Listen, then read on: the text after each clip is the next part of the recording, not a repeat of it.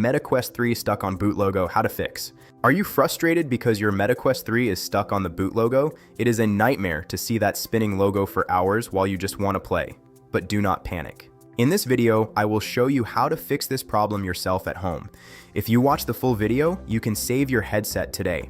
If you face any difficulty, please comment below. I will reply to every comment within 1 hour. Please like, share, and subscribe to Tech Vibes for more repair guides. First, let us try a hard reboot. This is the simplest fix and works for most software glitches. Press and hold the power button for exactly 30 seconds. Do not let go until the screen goes completely black. Then try to power it on again. This forces the operating system to clear its temporary state. If it is still stuck, do not worry. We have more solutions. Next, check your charging setup. A low battery can cause a boot loop. Use the original USB-C cable and wall charger. Let it charge for at least 2 hours. Do not use low-power phone chargers. You need at least 18 watts for a stable boot. If that fails, check the proximity sensor between the lenses. Dirt or dust can trick the headset into a black screen.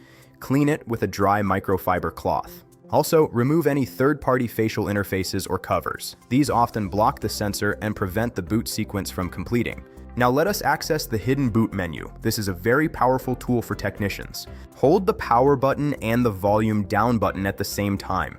Keep holding them until you see a black screen with small text. Use the volume buttons to navigate. Go to Exit and Boot Device, then select it with the power button, then select Yes. If the logo persists, we must try a factory reset. This is our last resort before calling support. In the same boot menu, go to Factory Reset, then select it. Use the power button to confirm your choice. Select Yes. This will wipe your data, but it fixes 98% of software issues. Your games are safe in your account.